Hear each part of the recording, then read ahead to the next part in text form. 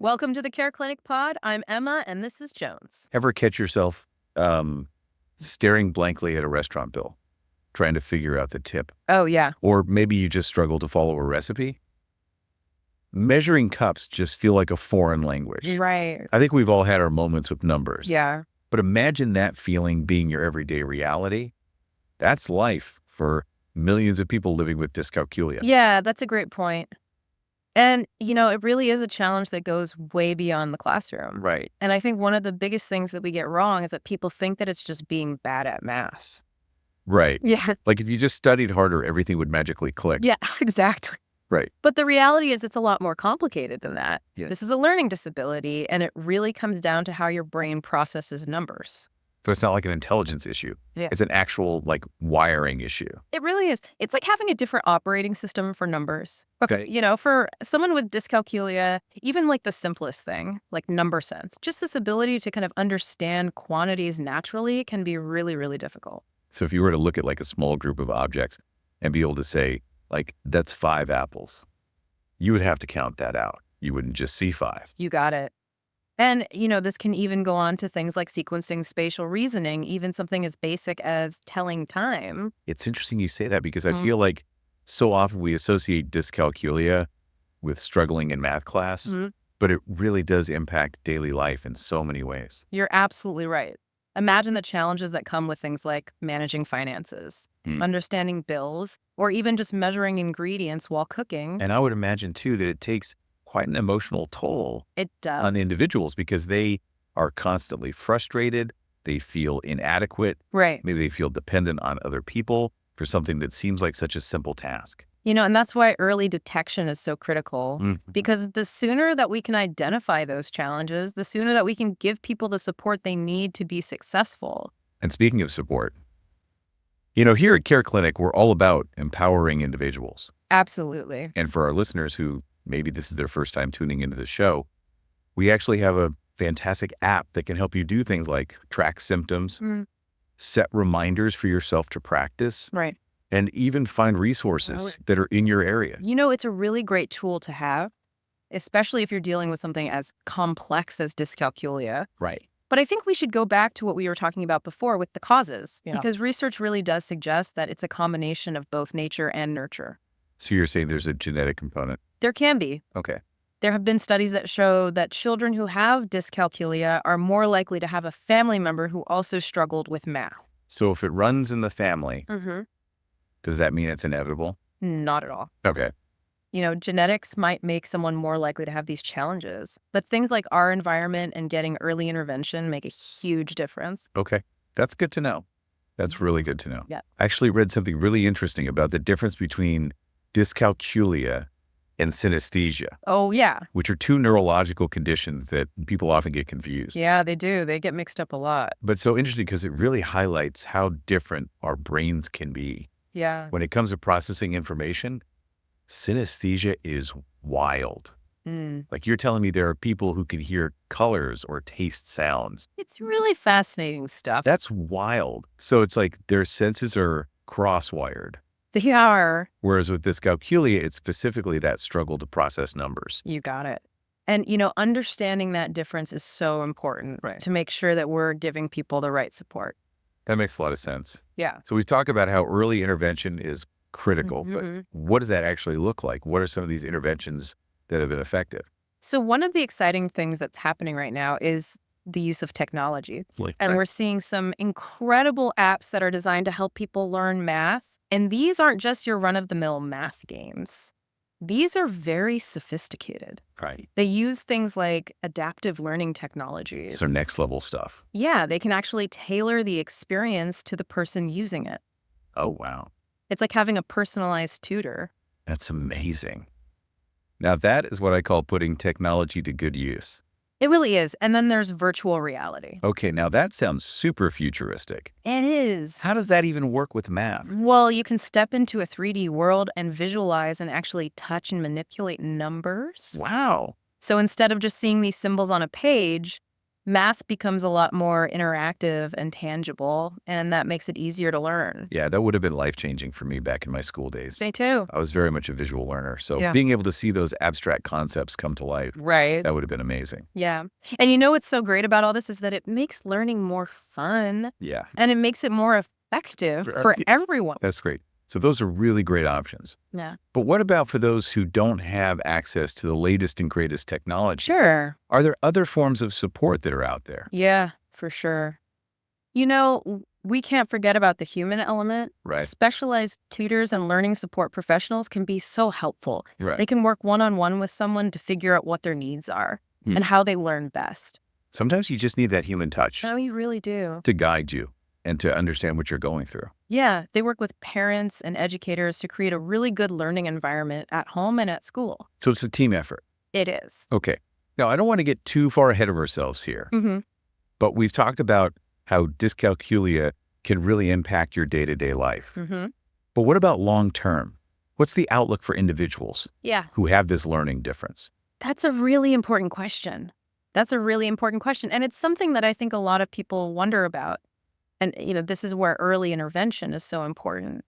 Okay. Because, while dyscalculia is something that people live with their whole lives, the right kind of support can make a really big difference when it comes to things like succeeding in school and having a good career. So it's not about limitations. It's about finding the right path and the right support system. Exactly. Right.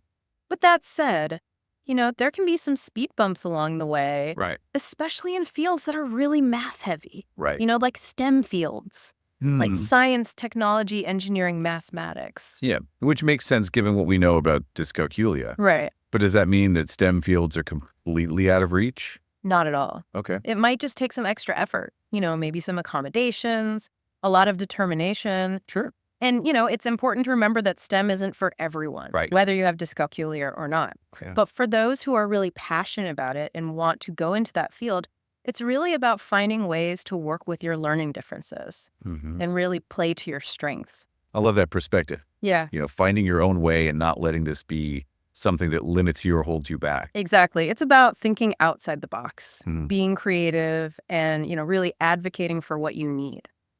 Speaking of advocating for your needs, Yeah. for anyone listening who's thinking, this sounds kind of familiar. Yeah. Maybe this is me. Maybe this is someone I know. What steps should they take if they're thinking that they might have dyscalculia? That's a great question. And I think the first thing is don't freak out. Okay. Knowledge is power. So just understanding what dyscalculia is a huge step from there. It's really important to talk to a professional. Get assessed. Okay. Talk to your doctor, a psychologist, an educational specialist. They can give you some tests to figure out if dyscalculia is actually at play. So those assessments are really about getting a clear picture of someone's strengths and challenges, not just putting a label on them. You're absolutely right. It's about figuring out where your strengths are, where your weaknesses are, what your learning style is, and then using all that information to come up with a plan that's tailored to you. So it's like you're creating a roadmap. Exactly. Not a dead end. Exactly. It's really about understanding not just what's going on, but why it's going on. And then using that information to chart the best course. Yeah. And that path's going to be different for everyone. Right. It might involve things like therapy-assistive technologies, accommodations at school or in the workplace. Right. Maybe a combination of all of those things. Right. The important thing is to remember you're not alone and there is help out there. And there is a community out there too. Absolutely. Of people who understand what you're going through, which I imagine is so important. It is. Feeling seen and heard and understood. Yeah. And, this might be a good time to circle back to something we mentioned before. Okay. Which is the Care Clinic app. Right. Obviously we can't endorse any specific product. Right. But something like this can be so helpful. Yeah. It's all about giving individuals the power to manage their own health. Absolutely. And advocate for themselves. And sometimes having that information there at your fingertips, that's huge. It is. Yeah. So if you're looking for a tool that can help you on your health journey, I definitely recommend checking out the Care Clinic app. You can download it for free on the App Store or Google Play Store. Very cool. And, all of this really ties back to the idea that just because you have dyscalculia doesn't mean that you can't be incredibly successful in life. Right. There are so many examples of people who have dyscalculia who have gone on to achieve great things. Right. It just shows you with the right support and the will, Yeah, you can overcome these challenges and do amazing things. absolutely. Now, I want to kind of go back to what you mentioned earlier about early intervention, Okay. because that seems so critical.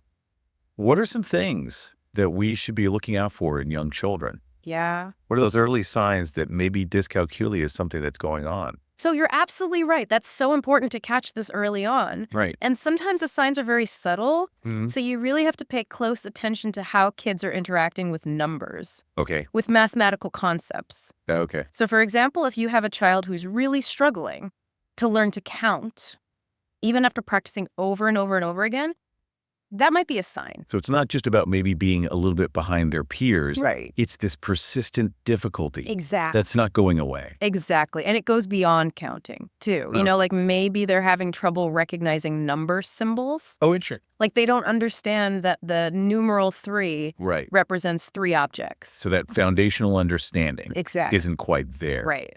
Okay. What about as they start getting into some of those more advanced concepts in school, Sure. like addition and subtraction? Are there any red flags there? Yeah, once kids start learning how to add and subtract, if they're having a lot of trouble with those concepts, even with extra help, Yeah. that's definitely something to pay attention to.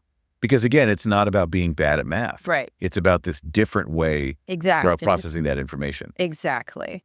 So if a child is consistently struggling, Right. even when you give them extra support, Mm-hmm. it's worth considering that there might be something else going on. Right. There's something more to it than just needing a little extra help. Exactly. Okay. So you've identified that there is an issue. Yeah. This isn't just a matter of the child needing a little extra help here or there. Mm-hmm. How does the teaching approach to math need to be adjusted at that point? That is the million-dollar question, Yeah. Because those traditional methods of teaching math Right. that focus so much on memorization and these abstract concepts, Right. they often don't work very well for people with dyscalculia.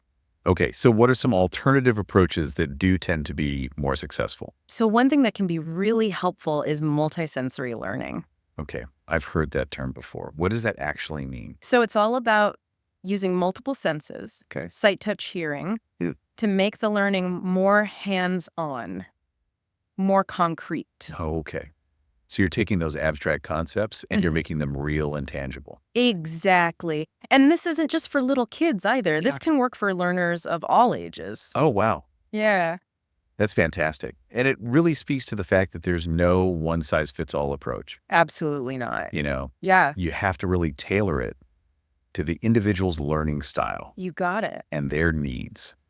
And that goes for both the classroom and the home, right? Absolutely. It's about parents and educators working together Yes, as 100%. a team. Yeah. It takes a village. It does. Yeah. And sometimes that village can extend beyond, Mm-hmm. our immediate circle. Right. Because there are so many online communities and support groups out there Yeah, absolutely. where you can connect with others Yeah. who really get it, who understand the unique challenges of dyscalculia. And just knowing that you're not alone Mhm. can make you feel so much more powerful. Absolutely. Yeah, those connections can be so powerful, especially when you're dealing with something that not everyone really understands. Exactly. It's all Yeah. about building that network, Yeah. that support system that says, hey, we got this. Right.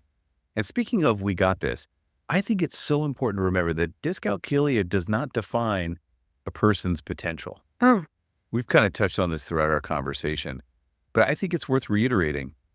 There are so many successful people from all walks of life who have dyscalculia. Absolutely. It's incredible, right? It shows you what the human brain is capable of, Right. how resilient we are, how adaptable we are. It's pretty amazing.